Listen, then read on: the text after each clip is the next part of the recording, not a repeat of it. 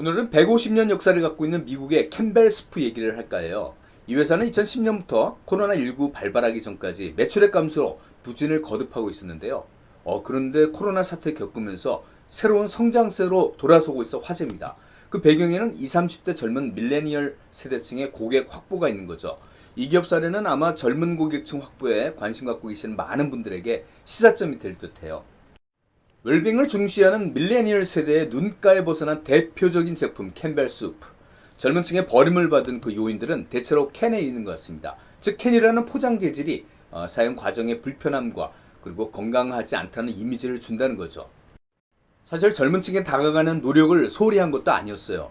끓이는 불편함을 줄이기 위해 전자레인지용 파우치로 포장을 바꾸거나 유리병에 담아서 온라인 배송을 한다든지 온갖 노력을 다했는데요. 최후수단으로는 밀레니얼 입맛을 갖고 있다는 스타트업들 인수까지 했지만 결과는 말짱 꽝이었습니다. 2019년에 그 신임 CEO 클라우스는 인식을 전환했습니다. 건강이라는 트렌드를 쫓아서 경쟁에 급급하기보다는 젊은 층 마음속에서 차별화를 시도해야 한다는 거죠. 그 차별화의 대상도 그간 집착해온 캔이 아니라 캔 속의 그 내용물이라는 거죠. 내용물에 초점을 맞춰서 어필한 것은 웰빙과 직결되는 토마토라는 성분이었어요. 무려 6개나 수프에 들어간다는 그 건강 결정체라는 점을 젊은 층들에게 광고로 어필한 겁니다. 토마토로 시작되는 제조 과정을 보여줌으로써 밀폐 용기 속에 갇혀져 있던 그 내용물들을 강한 시각적 이미지로 공략한 거였죠. 제품 성분 이외에도 젊은 층들에게 어필한 시도가 또 있습니다. 젊은 세대들은 여러분이 아시다시피 재밌고 이색적인 체험 중시하는 특성이 있죠. 그래서 캔스프의 본질적인 약점을 보완하기보다는 캔스프를 통한 새로운 고객 경험을 제공하는 것이에요. 즉 수프를 통해서 다른 요리에 활용하는 그 다양한 레시피들을 제공하는 거죠. 지금 보시는 것처럼 말이에요. 마케팅에서는 이런 성공 사례가 많이 있어요. 제품이 성숙기에 접어들어서 시장이 서서히 포화 상태가 된다면 새로운 신제품 만들어내기보다는 기존 제품의 새로운 용도를 개척해서 시장을 확장해가는 그런 마케팅 말이죠. 명품 업체들도 예전 같지 않게 젊은 층 잡기에 매우 현안이 되어 있는데 구찌가 가장 앞서 있다고 하죠. 구찌에서는 일찍이 명품 수영복을 젊은 층 여성이 생활 속에서도 입고 다니게끔 캐주얼로 확장한 거예요. 시선 받기를 좋아하고 인스타그램에 올리기에 딱 좋은 이 명품 수영 캐주얼복으로 성공한 거죠. 지금까지 150년 된 전통기업이 밀레니얼 세대를 공략한 성공 사례 살펴보았는데요. 그 내면에는 고객의 인식 전환과 새로운 경험 창출이 있었습니다. 이번에도 밀레니얼 세대를 사로잡은 건강음료 사례를 한번 살펴볼까요? 더티레몬이라는 이 재밌는 이름의 브랜드네요. 마치 악마의 커피처럼 말이죠. 이 브랜드는 독특한 병 디자인이나 저칼로리 고기능성 성분을 통해 웰빙을 중시하는 밀레니얼 세대층을 타겟팅하고 있죠.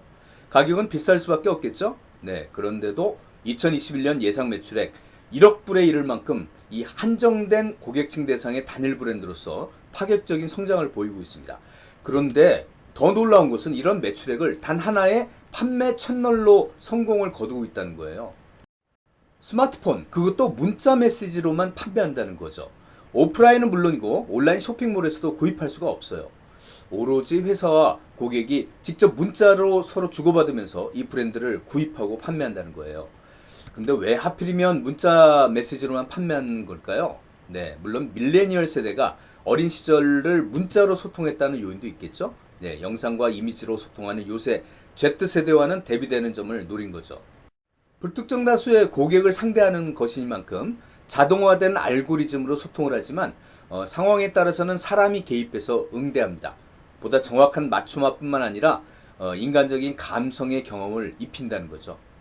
오프라인 매장이나 약국의 무인 진열대에서도 종업원의 도움 없이 스마트폰 문자로 직접 고객이 회사와 거래하는 이 젊은 층들이 열광하는 이유는 지금 보시는 내용들입니다. 상식적으로는 구입 채널을 한정하면 고객들은 불편함이 따를 것이다 라고 생각할 수 있지만 마케팅에선 좀 다른 시선을 갖고 있죠. 뭔가 주목을 받게 만들고 SNS를 통한 구전 효과를 일으킨다는 거예요. 한정판이나 리미티드 에디션 같은 분위기 말이죠. 그런데 최근 이 브랜드도 새로운 시도를 하고 있습니다. 2020년부터 월마트에 판매하기 시작했어요. 그래서 이제는 한정판 마케팅에서 벗어나 광범위한 고객층으로 다가가는 그런 전략을 시도하고 있는 것 같아요. 근데 제가 보기에는 다만 우려되는 점은 이 브랜드가 지금까지 간직한 이 독특하고 신선한 경험의 브랜드 정체성이 희석화되지는 않을까, 그리고 월마트라는 이 저가 판매 채널에서 이 고가 브랜드가 계속 지지받을지는 좀 지켜봐야 할 듯 해요. 오늘 준비한 내용은 여기까지입니다. 다음에는 Z세대의 마케팅 성공사례로 또 찾아뵙겠습니다. 시청해 주셔서 정말 고맙습니다.